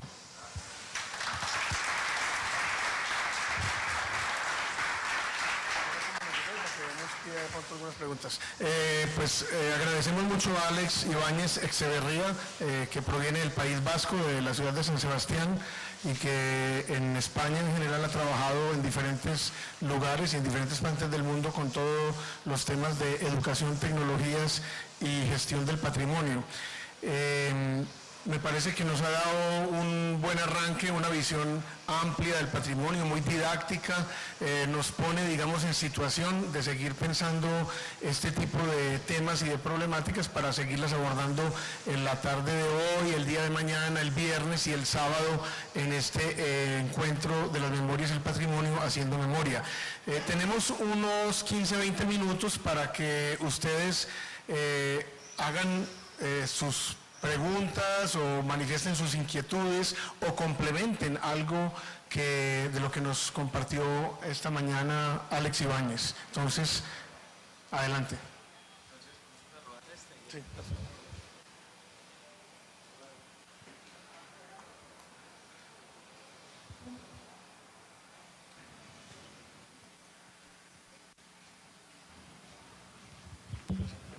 Hola Alex, Mauricio de aquí de por acá del barrio. No entendí bien el concepto del olvido, de la necesidad de olvidar, pero entonces ¿cómo rescatamos si olvidamos o ni siquiera conocemos? No. Espero que me hagas la pregunta para que aclare bien la situación. Yo no planteo que el olvido sea necesario, pero el olvido está presente. Es como lo que mencionaba posteriormente la tecnología, que no podemos luchar contra ella. Tú no quieres estar en redes sociales, pero es mejor que entres y gestiones tu perfil a que alguien te lo gestione. Diga, pues Ramiro me has dicho, ¿verdad? Mauricio hace no sé qué, Mauricio hace no sé cuántos. Esto ocurre lo mismo. El olvido existe y el olvido es generador de memoria. Entonces tenemos que ser conscientes de que ello existe. Es un poco la idea del patrimonio negativo, ¿no? Si yo permito que se olviden X cosas y que luego se oculten, la memoria que luego ocurra será parcial. Será parcial y por parcial será poco democrática. Poco democrática porque se habrá discutido poco. Lo cual no quiere decir que igual al final, después de discutir y de ver todas esas partes olvidadas, lleguemos a la misma conclusión. Pero a la conclusión tenemos que llegar cada uno de nosotros, siendo conscientes de que ese olvido ha jugado en el proceso. Porque sobre todo en esas primeras partes, en conflictos armados, por ejemplo, el olvido es absolutamente necesario. Porque en los conflictos armados hay mucha gente implicada, pero hay mucha más gente que se siente no implicada, no va conmigo. Y esa gente necesita el olvido, como lo ha utilizado durante un periodo, para seguir viviendo. Pero nosotros, desde un punto de vista educativo, no podemos permitir que el olvido, que se eliminen partes, se eliminen visiones, se eliminen intereses. Podría ocurrir que, por ejemplo, la comunidad de Medellín decidiera que todos los restos arqueológicos que tienen que ver con las culturas previas, pues no, los vamos a arrasar porque no, nosotros somos una ciudad moderna, de futuro, de aeropuerto internacional, de polo tecnológico, entonces todo esto es basura que no nos interesa. No. Vamos a discutir, vamos a decir por qué vamos a hacer con estas comunidades locales, vamos a ver qué se puede hacer.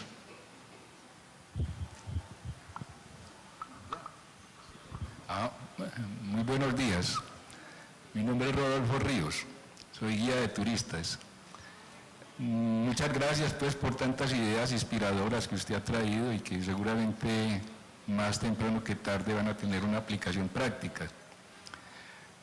La valoración que se hace sobre la importancia de todo lo virtual en este trabajo de divulgación del patrimonio, creo que por mucho tiempo pues, la presencia humana, la presencia de los mediadores y de los intérpretes patrimoniales va a ser muy importante y decisiva. En ese sentido quería saber usted qué idea tiene al respecto, cuál es su punto de vista y especialmente en la formación de las personas que se dedican a esta actividad. Pues muchas gracias, Rodolfo, porque además con la pregunta que has hecho soy consciente de que no lo he explicado bien, ¿vale? Así que me alegro que hagas la pregunta. No lo he dicho, pero la realidad es que la tecnología es un medio para conseguir los objetivos. ¿De acuerdo? Por ejemplo, en la educación no puede ser nunca un objetivo de aprendizaje conocer la tecnología, sino que la tecnología tiene que tener otros objetivos que nos debe hacer cierta tarea. Entonces, por ejemplo, en todo tema de educación patrimonial, la clave siempre va a ser humana. Para empezar, la clave en el diseño educativo. Si el diseño educativo no es claro, no tiene unos objetivos claros, no está enraizado, no va a hacer nada. Y sí es cierto que podemos hacer elementos que solo medien tecnológicamente. Es cierto que podemos hacer acciones exclusivamente mediadas por la tecnología, pero el factor humano, en mi opinión, es el factor diferencial. Porque no nos engañemos, un guía malo es un guía malo. Te aburres, no sé qué, pero un guía bueno es muy bueno. Y un guía bueno tiene que saber utilizar los medios que tiene. Puedes entretener, puedes cambiar, puedes hacer variedades de público, puedes utilizar, por ejemplo, en tema lingüístico. Yo aquí me he despedido, escarricascos, muchas gracias en vasco, que es el idioma que yo utilizo. Me gusta ponerlo, ¿no?, para que se note y tal, que es otra cosa, pero me permite poder hacerlo. Permite trabajar con colectivos desfavorecidos, que puedan escuchar las ideas, o permite hacer muchas cosas. Pero el factor humano va a ser clave. ¿Qué es lo que ocurre? Como en todo proceso tecnológico, lo que se están perdiendo es puestos de trabajo. Cada vez hace falta menos gente. Eso sí que es cierto que hace falta menos gente. Pero que va a seguir siendo el factor diferencial. A mí ayer en el aeropuerto de Cuenca me preguntaban, ¿usted por qué volvería? Pues vuelvo por el trato. El trato es lo que va a marcar la diferencia.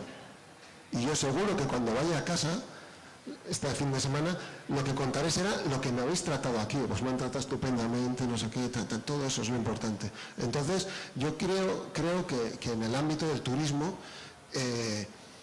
va a ocurrir un poco como con todos. Estos procesos tecnológicos son muy exigentes y hace que sobrevivan los mejores, los más preparados y los que más trabajan con acierto.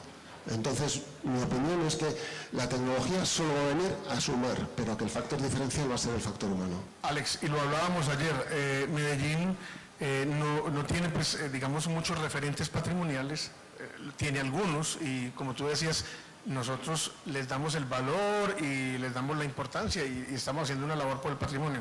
Pero en el tema de turismo cultural y de otras formas de turismo, Medellín, sin ser Cartagena de Indias, sin ser Santa Marta, sin ser Bogotá, sin ser San Andrés, es la tercera ciudad que más recibe turistas y es la que más recibe turistas que quieren volver otra vez a una misma ciudad. Es increíble. Pues, ¿por qué vienen acá? Pues por el trato, pues porque encuentran otro tipo de alternativas más allá del patrimonio. Pero eso es un poco la idea del patrimonio desde una perspectiva fundamentalista. Claro, si yo tengo un montón de patrimonio monumental globalmente identificado como patrimonio, ya está, creo que está bien. Y en cambio otras ciudades que tienen muy poco, pues no podrían hacer nada. Pero yo siempre digo, el patrimonio, el disfrute del patrimonio es una actividad sensorial. Entonces, en mi opinión, si tú puedes sentarte en un pueblo, por pequeño que sea, al mediodía con un sol que no sea muy fuerte, con una sombra, tomándote una cerveza, y esa plaza tiene una iglesia con una historia, es difícil superar esa sensación de bienestar para alguien que le gusta el patrimonio. O es mucho mejor entrar en un museo y ver 160 cuadros. Este me suena. O sea, mi experiencia en el Museo Vaticano es horroroso. Es horrorosa. Fui de chaval y lo odio, porque lo vi así. Pero conseguimos verlo todo, con 17 años. Todo. Bueno. Buenos días a todos. Bueno, yo soy Daniel Marín de la Universidad Nacional y el problema que plantea Mauricio sobre el olvido y lo que nos habló Alex me parece muy interesante y pienso que eso del olvido tiene que ver con la gran diferencia que hay entre memoria viva y memoria muerta. Es decir, en la medida en que nos permitimos olvidar, ojo, no totalmente, sino parcialmente, nos permitimos también llevar una actualización de la memoria. Es decir, la memoria viva utiliza el olvido para poder ponerse en el presente y utilizar esos datos para la creación de nuevos elementos o nuevas cosas que nos puedan servir. Entonces yo pienso que eso que dice Alex está bien y se puede fundamentar incluso con las acepciones etimológicas de los términos anamnesis e hipognesis.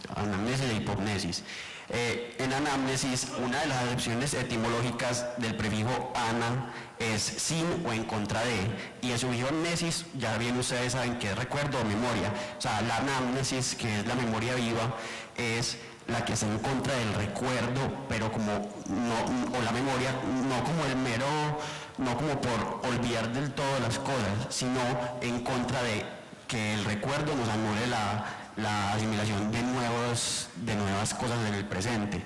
Eso es una memoria viva. Y la memoria muerta, que el prefijo es hipo, que significa subordinación o inferioridad, esa es una memoria que, aunque se tiene, en la que no hay olvido y no hay un cambio que permita la actualización de esa memoria y que nos dé una utilidad.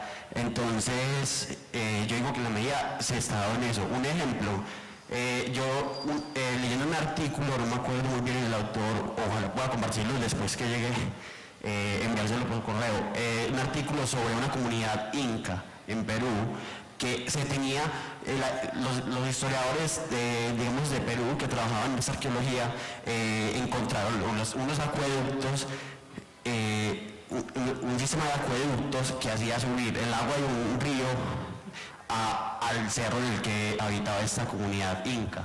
Entonces estos indígenas, o sea, se tiene el dato, en ese momento se tiene el dato de que tuvieron ese acueducto y fueron capaces de llevar agua por muchos metros de altura sin un sistema de bombeo mecánico o eléctrico como lo tenemos hoy en día. Se tiene ese dato, es decir, eso es un dato, digamos, de la memoria muerta. Lo que no se tiene es cómo hicieron ellos para crear un sistema de acueducto y que con el manejo de presiones adecuadas se llegara a subir sin un sistema de bombeo el agua. O sea, se tiene el dato de que hicieron el acueducto, pero hoy en día no han podido establecer los razonamientos o la ingeniería que hicieron esa comunidad incapaz de llevar el agua hasta allá. Entonces ese es un ejemplo de memoria viva, memoria muerta, en la que el olvido puede ser útil.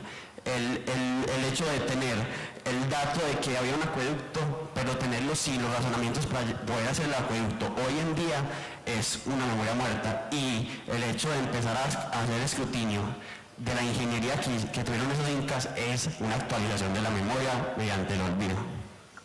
Gracias. Gracias a ti por tu intervención. No había pregunta. Si alguien quiere comentar algo.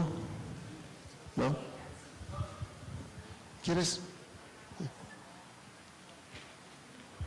Buenos días, Alex. Mil gracias por la exposición, realmente muy valiosa para nosotros. Yo quisiera molestarte si tienes algún ejemplo que nos pueda como orientar y ambientar respecto al tema de las memorias en conflicto, ¿cierto? ¿Cómo sacarle uno provecho a ese tipo de aspectos?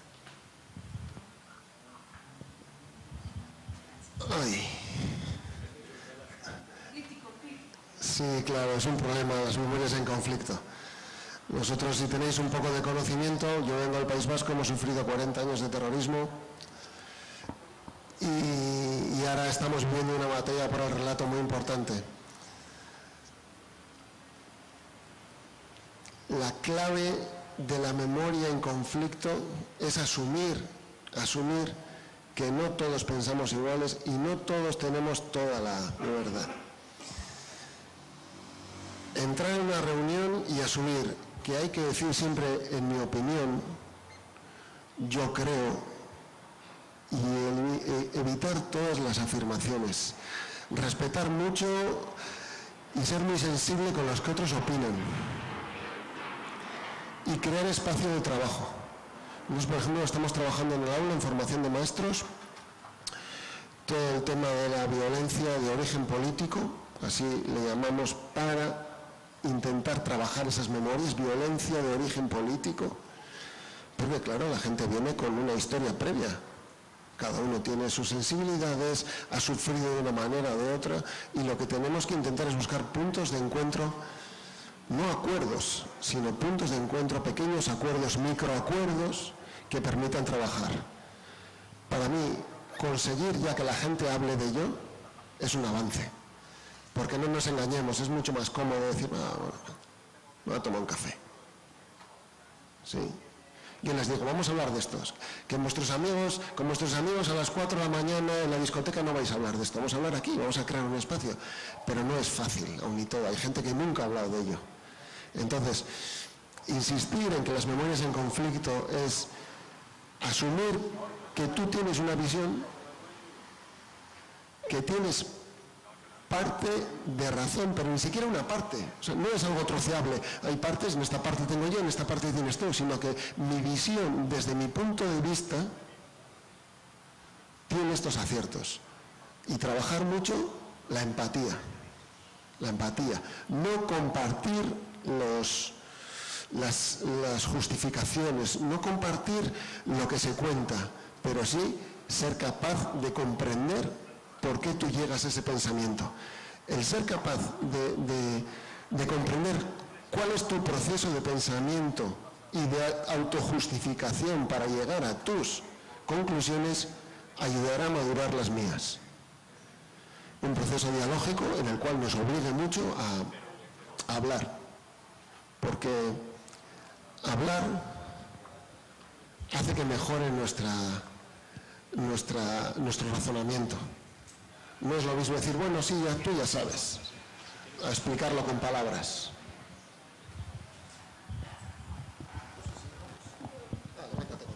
Bueno, con base en eso, ¿usted qué opina, por ejemplo, de lo que va a ser el año entrante de la administración municipal en derrumbar el edificio Mónaco donde se llevó a cabo parte de la historia de Pablo aquí en Medellín? Pues mira, por desgracia no puedo opinar porque me enteré ayer a la noche de que ocurría eso, entonces no me puedo posicionar sobre eso. Sí que entiendo que lo que no se puede es eliminar. Eliminar del imaginario colectivo. ¿Vale? O sea, lo que no se puede hacer, yo en mi opinión, es un atrevimiento hablar de esto. En mi opinión, es un atrevimiento hablar de esto. Sí, bueno, pero todos tenemos lo nuestro. Entonces, me parece que si el objetivo de derribar el edificio en el que vivió Pablo Escobar, fuera borrarlo de la historia, no estoy de acuerdo.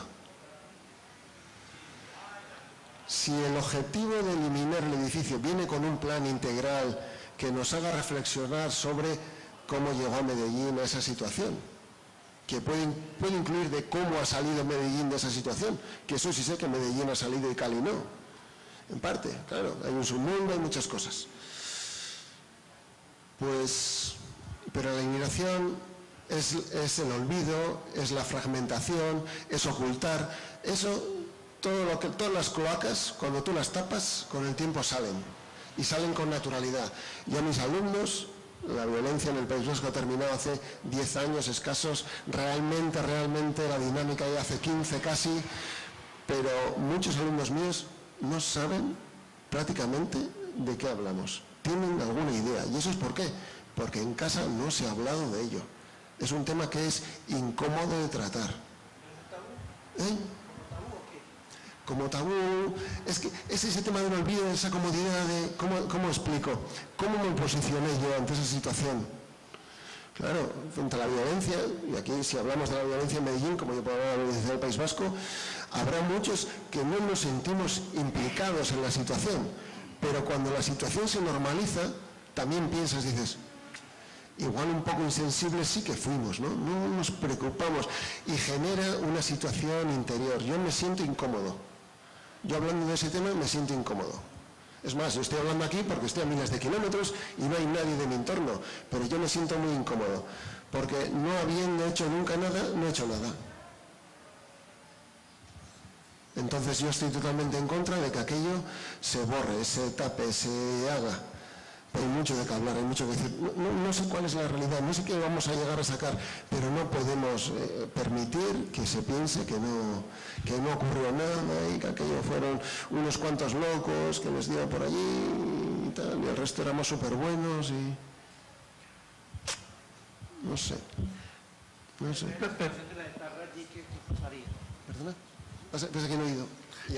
La situación etarra allí, ¿qué ocurriría en el País Vasco? ¿Cómo que qué ocurriría? Sí, claro, porque eso es lo que está planteando usted. Es que de eso estoy hablando. Yo me estoy posicionando sobre esa situación. En este momento el mundo de ETA ha desaparecido realmente. Y lo que no se sabe es qué hacer. Porque hay una parte, los que se sentían muy vinculados a ese tipo de actividad armada y a ese tipo de terrorismo, ellos se sienten, bueno, ya vamos a pasar página, ¿no? Esto ya pasó. Y en cambio los que más sufrían esa violencia dicen, no nos vamos a olvidar de ninguna manera. Llevas una serie de rémoras que te las estoy recordando. Y todo ese montón de gente que nos encontramos en el medio, pues no sabe si olvidar, si avanzar, si seguir, porque es más cómodo, porque no conseguimos. Yo creo que el trabajo con la memoria en conflictos violentos es absolutamente necesario, es conflictivo, es arduo, es a largo plazo y no puede tener unos objetivos concretos a conseguir que no sean el de que seamos mejores personas y mejor sociedad. Y para eso no debemos olvidar, pero debemos comprender también.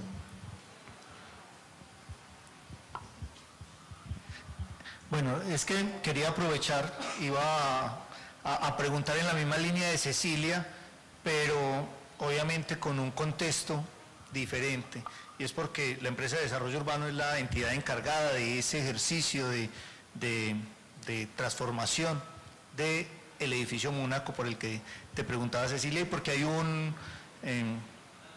una claridad sobre ese ejercicio, ¿cierto? Y que tú lo das en la respuesta sin tener todo el contexto, y es precisamente que nuestro proceso de olvido no es el de derribar el edificio, sino los 30 años que han pasado desde la incautación del bien, que fue el primero en incautarse sobre esta historia del narcoterrorismo en la ciudad hace 30 años, y haber pasado 30 años donde ya hay una generación que no tiene información y que se han construido muchas ideas, muchas historias, un poco en la línea de lo que ahora mencionabas, que no son tan ciertas, ¿cierto? Ese es el contexto en el que la alcaldía define: vamos a derribar ese edificio, no solo como el hecho de olvidar, precisamente es en lo contrario, la idea es: